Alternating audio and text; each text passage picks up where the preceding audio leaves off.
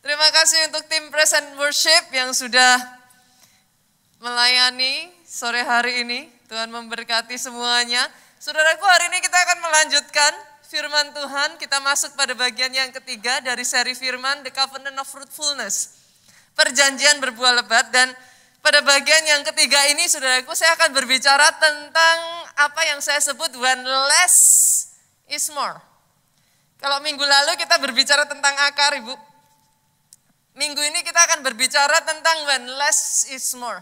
Supaya tanaman, saudaraku, bisa bertumbuh, bisa berbuah lebat, dia harus senantiasa terus-menerus dibersihkan.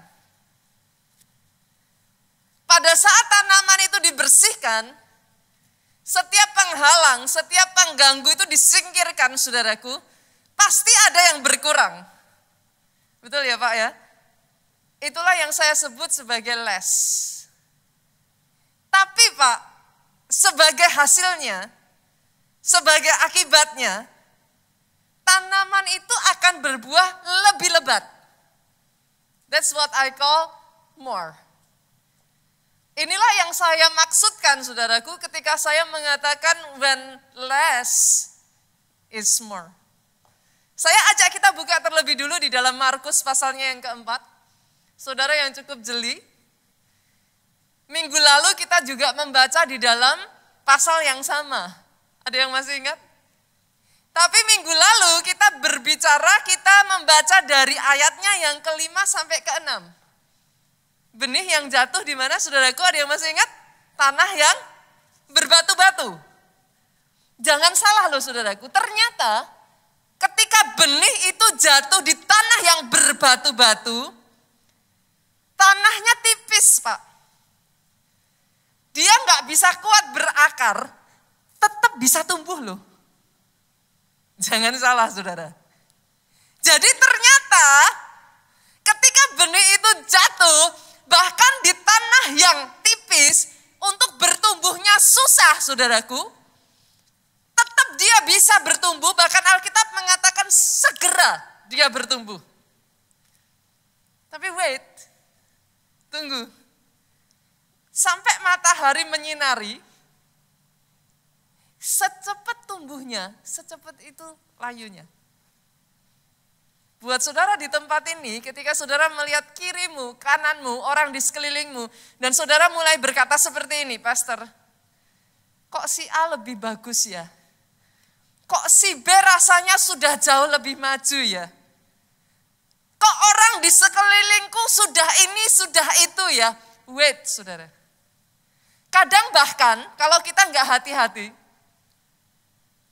pernah ngeliat nggak saudara, orang Kristen datang ke gereja, aduh cepat sekali bertumbuhnya. Pelayanan ini, pelayanan itu, pelayanan ono gitu kan saudaraku. Kita nyebutnya omnipresent Pak. Ada di mana-mana. Kita datang, dia asyir saudaraku. Nanti kita masuk, dia sudah salah satu pelayan media. Nanti kita apa, dia kerjain yang lain lagi saudaraku. Everywhere. Pastor salah enggak? Bukannya bagus? Bagus. Tapi yang banyak orang lupakan saudara, kalau akarmu enggak kuat, boro-boro bertumbuh, boro-boro berbuah. Secepat tumbuhnya, Alkitab berkata, secepat itu layunya. Ayat 6 mengatakan dengan jelas, kalau saudara baca di Alkitab saudara, karena dia tidak berakar. Itu minggu lalu saudara. Hari ini saya tidak akan membicarakan mengenai hal ini. Saya akan lanjut ke ayat yang ke-7. Kali ini benihnya jatuh kemana? Kita baca sama-sama ayat yang ke-7.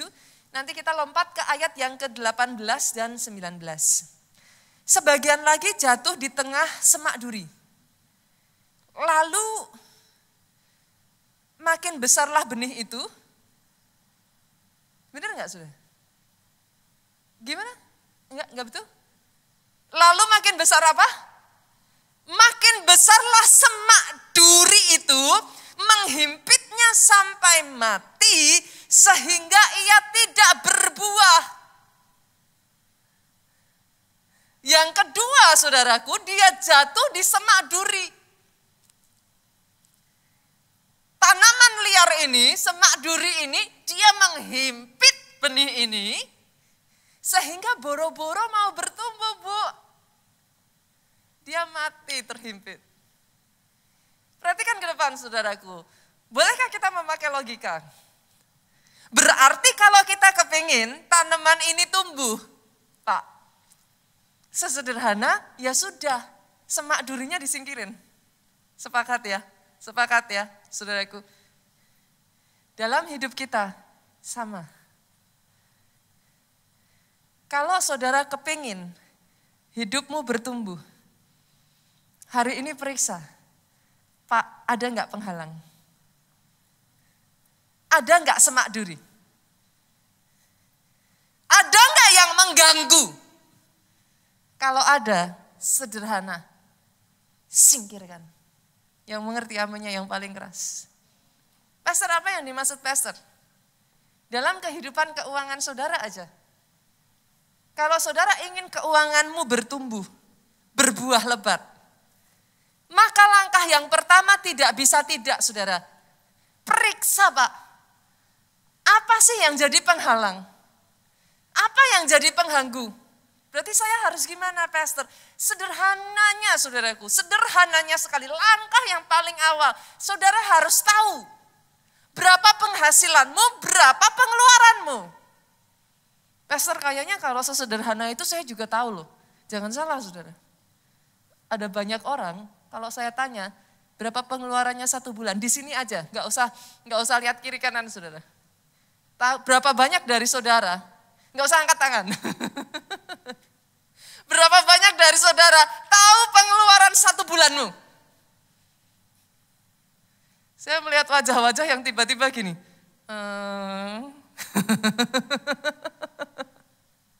Yang mengerti katakan amin. Selama saudara tidak mengerti berapa sih penghasilanmu, berapa sih pengeluaranmu, selama pengeluaran lebih besar dari penghasilan saudaraku, mau berapa besar penghasilan yang saudara dapatkan tidak akan pernah bisa. Singkirkan penghalangnya. Apalagi yang dimaksud, pastor? Singkirkan semak duri gaya hidup yang berlebihan. Itu, saudaraku? Maksudnya gimana, pastor? Jujur hal ini hal yang simpel sekali. Ini ibu-ibu ngerti nih yang saya bicarakan.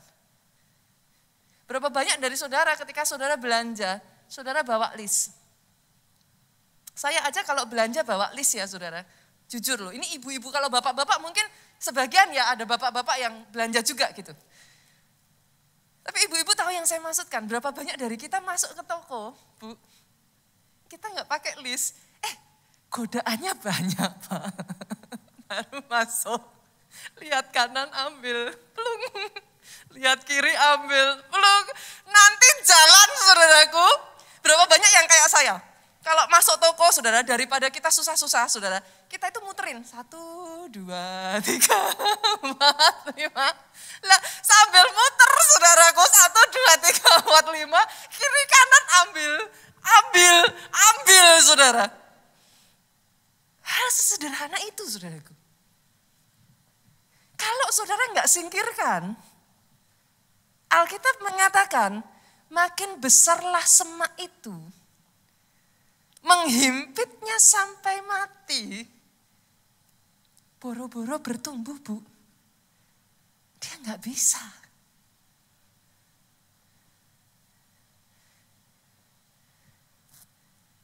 Hal yang sama dalam pekerjaan.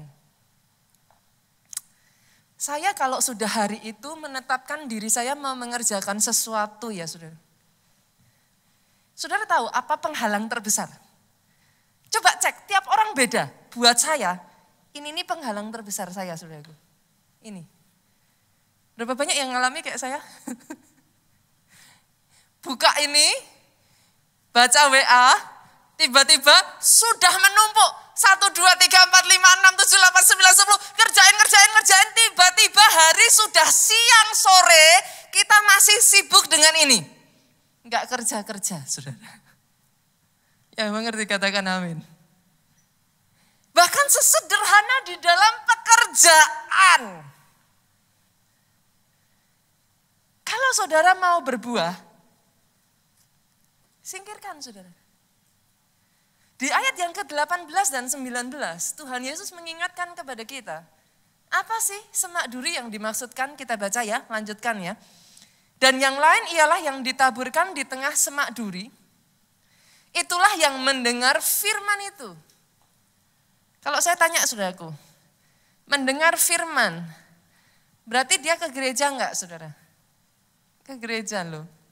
Berarti dia tahu firman enggak? Tahu loh. Tapi ayat 19 lanjut, lalu kekhawatiran dunia ini masuk. Jadi semak duri yang pertama yang Tuhan Yesus ingatkan adalah kekhawatiran dunia. Sebagian dari saudara katakan, Pastor, kenapa dia disebut semak duri? Karena enggak ada gunanya. Yang ada tambah capek, yang ada tambah letih, yang ada saudaraku kalah sebelum berperang.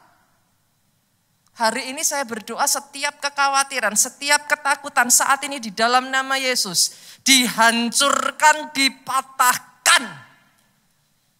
Oh, saya berdoa ketika saudara melakukan apa yang saudara lakukan, ada damai sejahtera Allah yang melampaui akar pikiran itu bertahta atas kehidupanmu. Tapi waspada harus, saudaraku. Yang mengerti katakan amin. Dibutuhkan satu titik, saudaraku. Saudara harus hancurkan itu. Yang namanya semak duri, kalau saudara enggak cabut. Yang namanya semak duri, kalau saudara enggak singkirkan, dia akan bertumbuh. Dia akan menghimpit.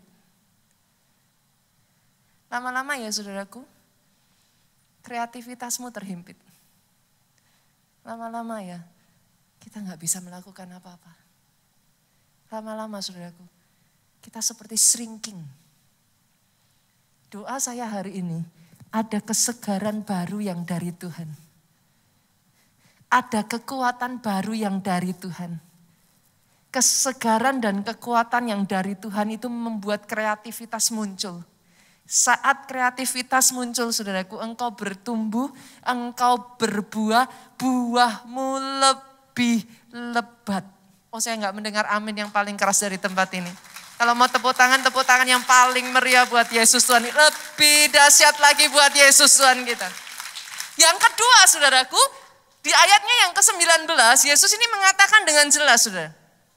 Dia mengingatkan salah satu semak duri adalah tipu daya kekayaan dan keinginan akan hal-hal lain. Masuklah menghimpit firman itu sehingga tidak berbuah saudara. Apa yang dimaksud dengan tipu daya kekayaan, Pak? Semakin kita mengejar kekayaan, semakin kita mengejar baju yang lebih bagus, mobil yang lebih mewah, rumah yang lebih besar. Maafkan saya, saudaraku, tapi saya harus katakan ini.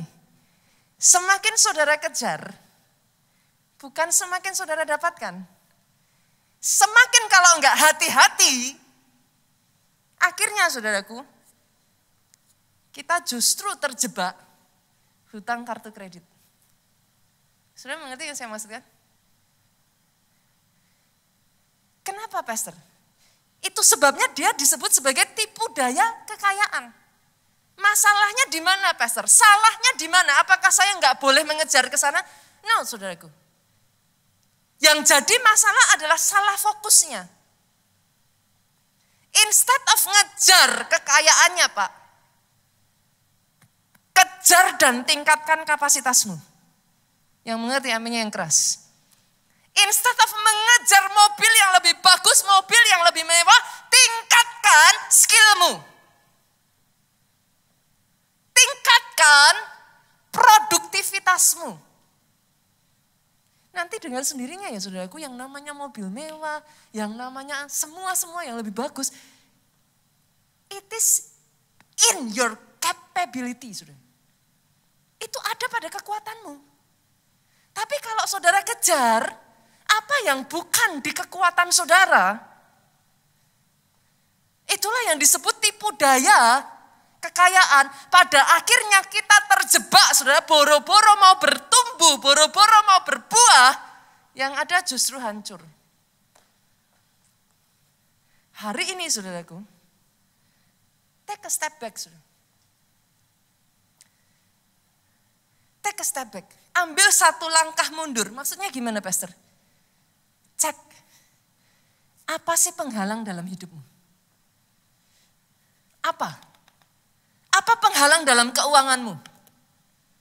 Saudara nggak bisa menahan gaya hidup? Di Jakarta ini saudaraku, yang paling mengerikan itu gaya hidup. Gaya hidup kalau saudara ikuti, penghasilan seberapapun, saya harus katakan ini, maafkan saya sudah, habis. Habis. Saudara mau bicara, Pastor, saya gaji 5 juta bagaimana bisa cukup? Saya pernah membaca satu saudaraku, kisah yang sangat tragis sekali saudara. Ada seorang saudaraku, dipandang sebagai quote-quote, bukan pengemis ya, apa sih, pemulung gitu. Pemulung itu beda dengan pengemis saudaraku, dia mengumpulkan barang-barang bekas saudara. Amazingly, pemulung ini saudaraku dengan mengumpulkan barang bekas, dia bisa mendonasikan jutaan US dollar di dalam sepanjang umur hidupnya dia. Dia hidup dengan kesederhanaan dan pada saat dia meninggal saudaraku, semua orang dibuat terkejut dan kaget karena dia mendonasikan jutaan US dollar untuk kegiatan sosial. Sebaliknya ada seorang saudaraku atlet terkenal, bahkan hasil penghasilan dalam 1 tahun itu ratusan miliar saudara. Ratusan miliar. Secara manusia tidak berkekurangan apapun. Tapi pada saat dia meninggal saudaraku, dia bukan meninggalkan warisan. Pada saat dia meninggalkan hutang ratusan bahkan tidak terhitung jumlahnya saudaraku. Di mana letak kesalahannya? Penghasilannya kah? No. Gaya hidup. Saudara boleh mengejar gaya hidup, tapi kalau tidak diimbangi dengan strength, capability-mu, skill-mu, dia akan jadi semak duri. Dia akan menghancurkan hidupmu. Hari ini apa, saudara? Saya nggak tahu, masing-masing dari kita berbeda. Apa yang jadi titik yang harus saudara cek? Periksa. Apa? Yang mengganggu saudara apa? Yang menghalangi saudara untuk berbuah apa? Sebagian dari saudara bisa jadi yang menghalangi saudara berbuah pergaulanmu. Ada loh saudaraku orang-orang dengan pergaulan yang gak sehat. Pernah ketemu saudaraku? Entah gimana saudara, orang-orang yang ada di sekelilingmu tuh negatif terus. Saudara mau maju jawabannya apa? Ah, orang kayak kamu mana bisa. Intinya negatif aja. Pernah gak saudara ketemu pergaulan yang intinya isinya gosip aja terus? Pernah? Isinya gak tahu kenapa tuh, gatal kalau gak ngomong kata-kata kotor. Gitu. Kadangkala saudaraku, kita harus tegas. Cabut, potong. Kalau kita tidak tegas untuk memotong hal-hal yang tidak Tuhan suruh kita kerjakan, maka kita tidak akan bisa fokus mengerjakan apa yang Tuhan suruh kita kerjakan atas hidup kita. Inilah yang saya sebut sebagai kunci berbuah lebat. Temukan saudara, satu demi satu dalam kehidupan saudara, apa yang menghambat potong. Nanti saudara akan takjub dengan bagaimana Tuhan bawa saudara dari 1 pada 2 pada 5 talenta. Tuhan bawa saudara naik dan bukan turun. Berbuah 100 kali lipat, kemarin kita baca ya saudaraku, 60 kali lipat, 30 kali lipat itu terjadi atas hidup. Saudara, boleh saya dengar kata amin yang paling keras dari tempat ini? Yang kedua, saudaraku. Yang kedua, saudara. Kalau tadi kita menemukan penghalangnya, kita singkirkan. Apa yang menghalangi, kita singkirkan. Kalau yang kedua ini, saudaraku, kita harus siap. Bahkan ranting yang berbuah pun akan dibersihkan. Jadi siap ketika Tuhan membersihkan hidup kita, Pak. Kita buka Yohanes 15 yuk. Yohanes 15 ayatnya yang kedua. Setiap ranting padaku yang tidak berbuah dipotong. Jangan salah ya saudaraku, yang tidak berbuah cut, dipotong. Tetapi setiap ranting yang berbuah dibersihkannya supaya ia lebih banyak berbuah. Kadang kalau kita baca ayat ini rasanya di hati jujur loh saudara. Nggak adil Pak. Pastor saya salah apa? Gitu. Pernah nggak saudara ngalami di dalam kehidupan saudara diizinkan Tuhan di pruning?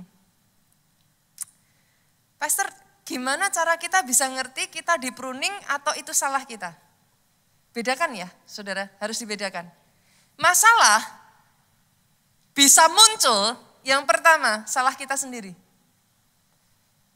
Kita nggak bisa mengekang gaya hidup, akhirnya terlibat hutang piutang, akhirnya ditagih penagih hutang. Salah siapa saudara? Salah kita. Gitu. Jangan datang sama Tuhan terus saudara ngomong, Tuhan kenapa Tuhan izinkan? Oh pengen saya cekik kalau gitu saudara. Saudara mengerti yang saya maksudkan? Oke ya. Jadi ada masalah yang datang dalam hidup kita itu karena kita. Pastor kalau yang seperti itu terus bagaimana? Bertobat. Enggak ada cara lain saudara. Bertobat. Tinggalkan kehidupan lama saudara, sungguh-sungguh berbalik kepada Tuhan. Datang sama Tuhan, cari Tuhan, lari ke Tuhan. Gitu. Tapi ada yang kedua saudara, pruning. Pruning ini dalam bentuk seperti apa? Pruning ini kita nggak salah saudara. Kita sudah lakukan bagian kita. Memang nggak salah. Tapi tetap mengalami masalah. Diizinkan gagal. Diizinkan mengalami tantangan. Berapa banyak orang Kristen karena tidak mengerti maksud dari pruning akhirnya ngomong gini sama Tuhan. Tuhan, kok Tuhan tega? Pernah dengar itu saudaraku? Pastor, saya udah melayani. Saya udah lakukan semuanya. Kok masih ngalami seperti ini? Apa salah saya? Saudara pernah dengar kata-kata seperti itu? Familiar ya? Familiar.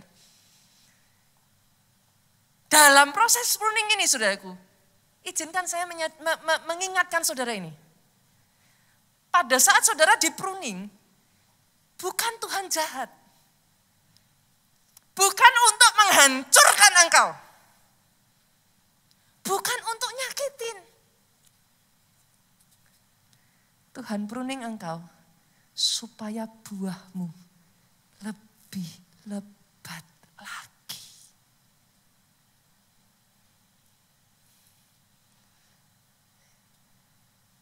He means no harm. Bukan untuk menyakiti. Justru ketika kau di pruning, dia lihat ada potensi dalam hidupmu. Tapi dia menyayangkan. Harusnya potensi ini bisa tumbuhnya lebat. Tapi somehow baru tumbuh kecil. Dia akan bersihkan. Ini yang terjadi dalam hidup Yusuf. Saudara. Ada di sini yang merasa seperti itu. Kadang dalam hidup saudara. Pastor sakit loh pastor. Kalau saudara lihat hidup Yusuf, apa sih salahnya Yusuf? Yusuf itu anak baik loh. Dia anak yang disayang orang tuanya. Bahkan pada saat disuruh oleh orang tuanya membawa makanan untuk kakak-kakaknya pun dia lakukan loh saudaraku. Despite kakak-kakaknya berbuat yang tidak baik, Yusuf itu sayang sama mereka. Mungkin saudara bisa bertanya, Pastor, kenapa? Gitu. Di sini kadang juga ada yang diizinkan ya, ngalami pruning ya. Kenapa Pastor? Why? Saya udah cari-cari, saya udah evaluasi, tapi nggak ada penyebabnya. Ketika saudara diizinkan untuk di-pruning, Tuhan tahu ada rencananya yang besar atas hidupmu. Karena dia melihat yang tidak kau lihat, saudaraku.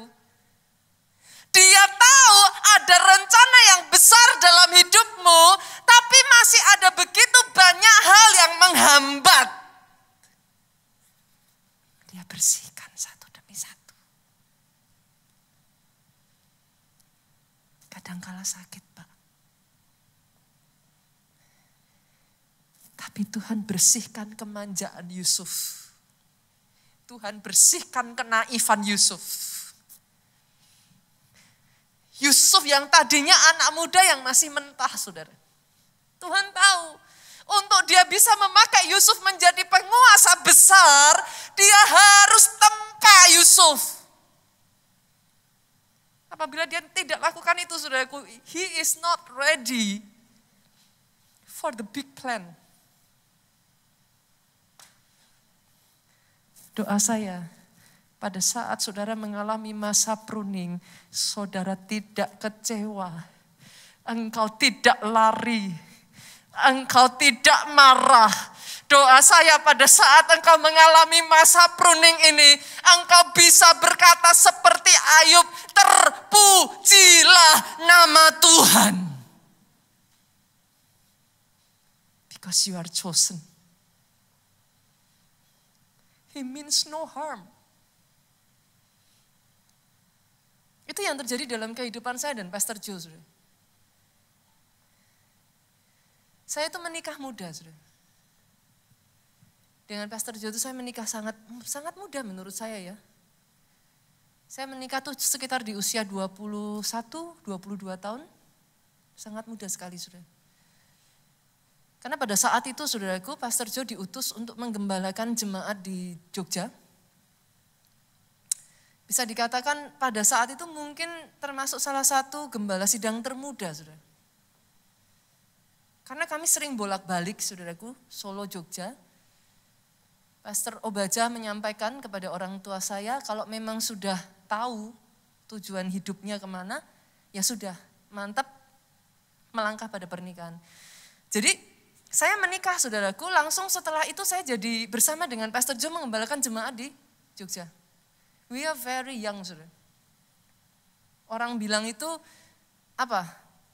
Kalau orang bilang itu sekya gitu, saudara. Saudara mungkin tahu apa sekya itu apa, saudaraku? Bau kencur, gitu. Ketika dulu kami pertama kali menggembalakan jemaat di Jogja, saudara. Saya nggak tahu, ada nggak di sini yang jemaat dari Jogja? Oh ada, ada ya, luar biasa. Saya tuh masih ingat sekali, saudara. Aduh, tidak semenyenangkan yang saudara pikirkan sekarang. Gereja di Jogja sekarang sudah besar, di Jakarta terus bertumbuh, saudaraku. But it doesn't start that way. Saudara sekarang dengar khotbah saya dan saudara berkata, Pastor, I'm blessed. Ada waktu-waktu di mana saya berkhotbah seperti ini, saudaraku. Saya turun ke bawah. Biasanya kalau dulu kami selesai, saudara kami jadi asyir, selesai masih tahu ya saudaraku ya, selesai terus kita salaman dengan jemaat. Saya salaman jemaat turun dan jemaat ngomong gini ke saya. Manggil saya aja bahkan tidak pastor. Manggilnya boro-boro bu, saya masih muda sekali saudara.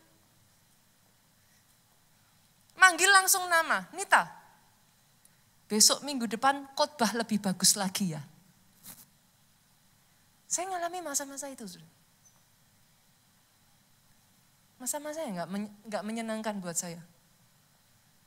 Saya pernah mengalami masa-masa di mana jemaat mengirimi saya surat yang berisi semua caci makian. Masa-masa di mana jemaat-jemaat yang lebih tua oleh sesama hamba Tuhan, saudaraku. Kadang nggak gampang, saudara. Ditanya gitu. Kok mau sih digembalakan dengan anak kemarin sore gitu. Kok mau digembalakan dengan Sekia gitu saudaraku, anak bau kencur gitu. Mungkin saudara mendengar itu sekarang dan saudara merasa kok gitu amat ya gitu. Kami melalui masa-masa itu saudara. Masa-masa di mana dengan semua yang kami lakukan, jemaat gak bertumbuh. Jemaatnya ya 50 ya tetap 50 aja terus gitu sudah. Kalau saudara bertanya kepada saya pastor, bagaimana rasanya ketika mengalami itu semua? Hancur sudah. Kalau saya boleh ngomong itu sudah kayak tomat itu bonyok sudah. Dilempar kiri, lempar kanan, banting kiri, banting atas, banting bawah, banting semua, bila perlu diinjak Pak. Itu yang saya rasakan ketika saya di Jogja sudah. Sampai satu titik, Pak Jo itu pernah gak kuat saudaraku. Pak Jo itu sampai ngomong gini, ngomong sama Pak Obaja, Pak, apa aku balik aja ke Solo ya? We are so young.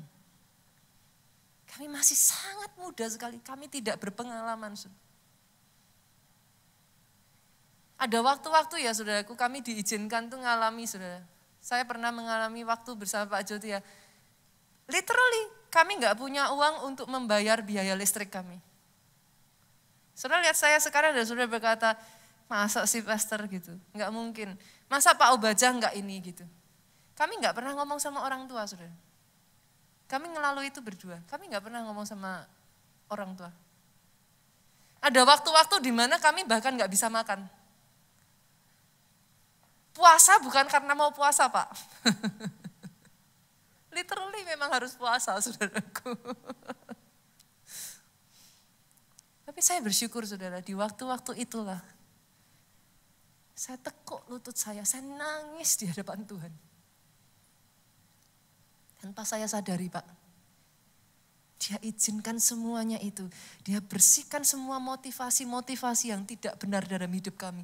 Apa yang bahkan saya tidak ketahui pada saat itu. Dia izinkan akar kami tertanam dalam.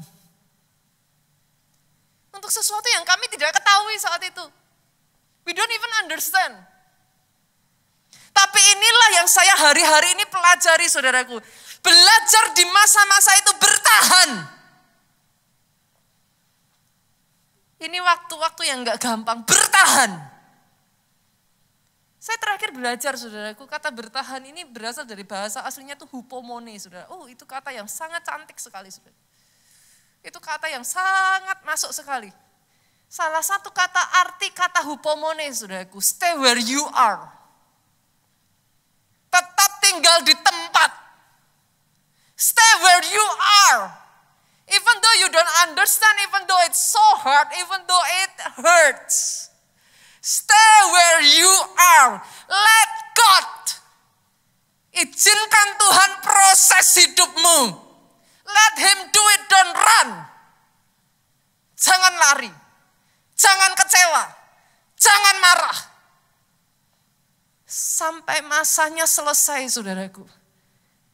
Ketika Tuhan selesaikan, accomplish apa yang Dia mau kerjakan dalam hidupmu. Lihat ini saudara, buka Ibrani pasalnya yang ke-12 ayat 11. Memang tiap-tiap ganjaran pada waktu ia diberikan tidak mendatangkan sukacita. Gak enak. Tetapi duka cita. Tetapi kemudian ini saudaraku, saya berdoa ini terjadi atas pribadi, lepas pribadi yang ada di tempat ini. Ia menghasilkan buah kebenaran yang memberikan damai kepada mereka yang dilatih olehnya. Yang ada di tempat ini bukan anak-anak murahan. Yang ada di tempat ini adalah orang-orang yang karena mengizinkan dirinya dilatih. Jadi orang Kristen yang tangguh. Hupomone saudaraku. Stay where you are. Let God. Let Him do it. Tidak dibutuhkan saudara untuk mengerti. Karena kita memang tidak bisa mengerti. Tapi kalau kau izinkan. Oh, dengar ini saudaraku. Ayub, dia izinkan itu. Dipulihkan Tuhan 2 kali lipat ganda. Kisah Ayub ini saya nggak bisa ceritakan sekarang saudaraku. Satu ketika nanti kalau dibongkar semuanya ya saudara. Kenapa Tuhan izinkan Ayub mengalami semuanya itu kenapa? Satu seperti ibaratnya tuh, pastor itu pohon kan udah megah ya. Kok kayak digundulin gitu. Itu kalau jadi pohonnya loh saudara. Saya tanya saudara, mau nggak marah tuh ya marah loh Bu. Gimana nggak marah Pak?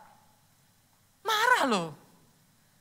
Kalau bisa ngomong, Tuhan ya ampun untuk berbuah kayak gini aja sampai kayak gini ini butuh effort gitu. Ini setelah jadi begini kok digundulin semuanya. Marah loh saudara. Tapi saya bersyukur saudara, apa yang dikatakan Ayub ini, itu sungguh luar biasa. Buka Ayub pasalnya yang pertama ayat 20 sampai 22. Maka berdirilah Ayub, lalu mengoyak jubahnya, mencukur kepalanya. Zaman itu saudaraku, saudara jangan lakukan zaman sekarang ya. Kalau zaman sekarang beda saudaraku. Saya pernah ceritakan saudara, tiap zaman itu punya bahasa gaulnya. Kan? Kalau sekarang saudara bilang kui, gitu kan? Orang zaman dulu kalau dengar saudara bilang kui, dia nggak ngerti saudaraku, gitu kan? Jadi zaman dulu apa yang dilakukan Ayub ini adalah satu tindakan merendahkan diri di hadapan Tuhan. Dia cukur, dia sujud, dia menyembah katanya, dengan telanjang aku keluar dari kandungan ibuku. Dengan telanjang juga aku kembali ke dalamnya. Tuhan yang memberi, Tuhan yang mengambil. Terpujilah nama Tuhan. Saya berdoa ini yang terjadi atas hidup saudara. Dalam kesemuanya itu Ayub tidak berbuat dosa dan tidak menuduh Allah berbuat yang kurang patut. Catat ini baik-baik ya saudaraku, pemain musik boleh maju ke depan. Ketika saudara diizinkan di pruning, nomor 1, belajar tetap bersyukur. Belajar tetap bersyukur. Kenapa saudaraku? Because you are chosen. Saudara di pruning karena engkau berbuah. Dan Tuhan mau buahmu lebih lebat. Not because you make mistake. But He wants you. He wants to use you even bigger. Dan yang kedua, di dalam masa-masa pruning, ingat satu hal ini saudaraku. Lalui dengan damai sejahtera. Lalui dengan tenang. Pastor gimana bisa tenang? Ngadepi seperti ini kok bisa tenang? Sadari satu hal ini, 1 Korintus. Saya akhiri dengan ini saudaraku. Pencobaan-pencobaan yang kamu alami ialah pencobaan-pencobaan biasa yang tidak melebihi kekuatan manusia. Sebab Allah setia. Karena itu Ia tidak akan memberikan kamu dicobai melampaui kekuatanmu. Pada waktu kamu dicobai, Ia akan memberikan kepadamu jalan keluar. Sehingga kamu dapat menanggungnya. Kenapa ada damai saudaraku? Because He is Alpha and Omega. He is the beginning. But He is also the end. Apa yang kau alami ada di dalam kendali Tuhan.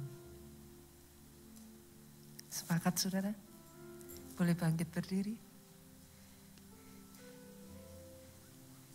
Datang di hadapan Tuhan saudaraku.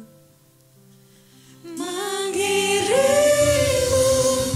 seumur hidupku masuk dalam rencana-Mu Bapa. Katakan ini dalam hidupmu saudaraku. Pikiranmu Tuhan.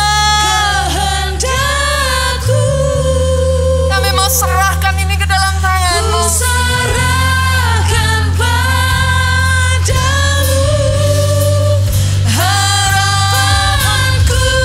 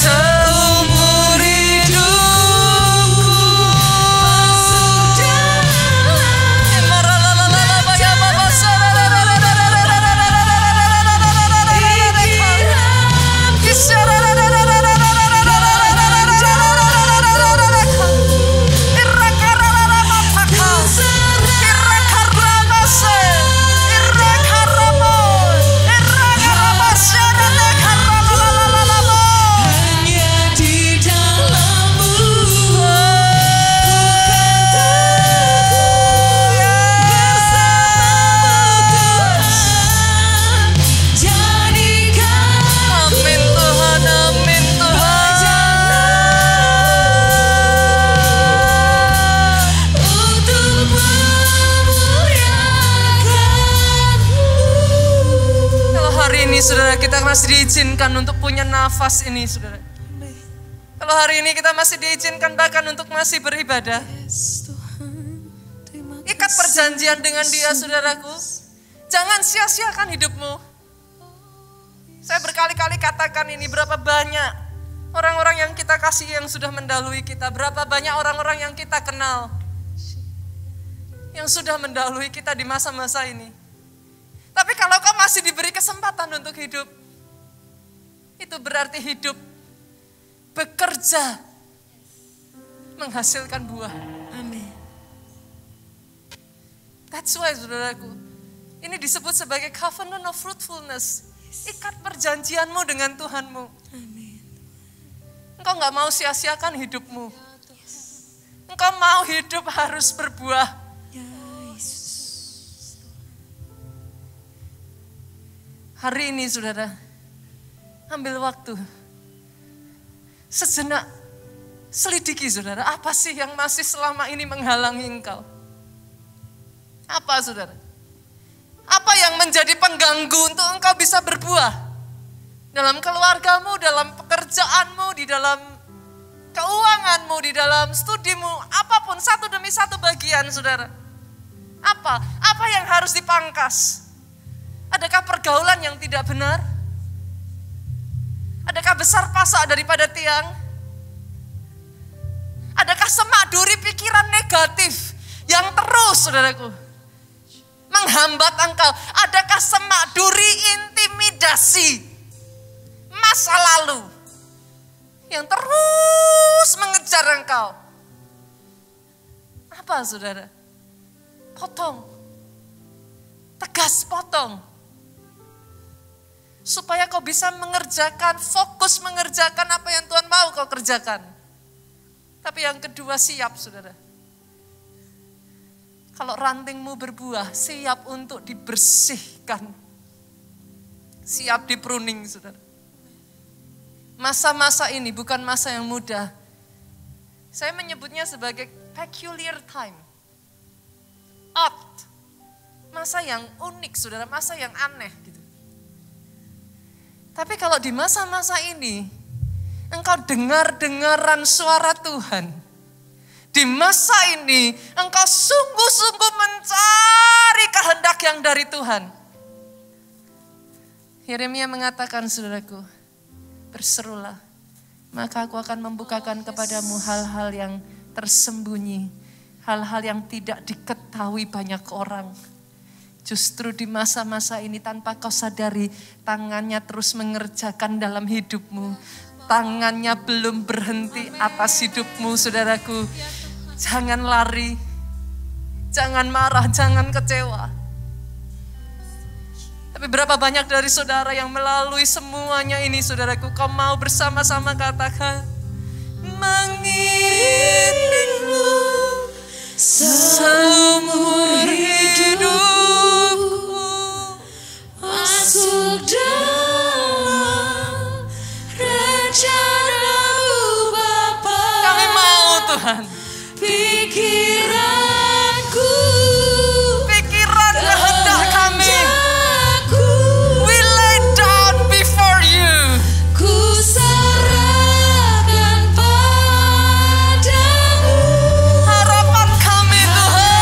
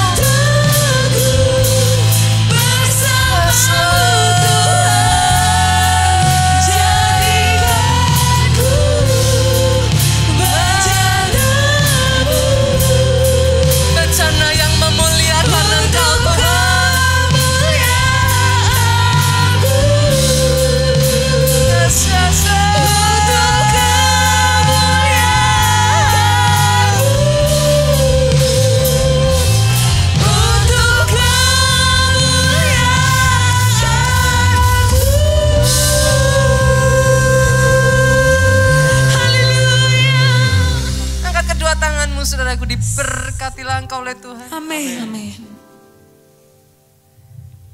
Diberkati keluargamu. Yes, amin. Atas kehidupanmu. Akarmu dikokohkan. Amin. Amin. Setiap semak duri dalam hidupmu dipotong dan disingkirkan. Amin. Dalam nama Yesus. Hidup yang berbuah dan buahmu lebat. Amin. Apa yang dikerjakan tanganmu, studimu, bisnismu, karirmu, Ya Tuhan. usahamu dibuatnya berhasil. Panjang umurmu, Amin. sehat, sesehat-sehatnya di dalam nama Yesus. Diberkati pelayananmu, saudaraku. Diberkati kesaksian dan pemberitaan Yes, Injil. amin. Pulang dengan membawa sukacita, damai sejahtera Allah Bapa. Cinta kasih Yesus Kristus. Persekutuan dengan rohnya yang kudus. Sekarang sampai selama-lamanya. Engkau yang diurapi, saudaraku, kau yang diberkati. Katakan dengan suaramu yang paling keras.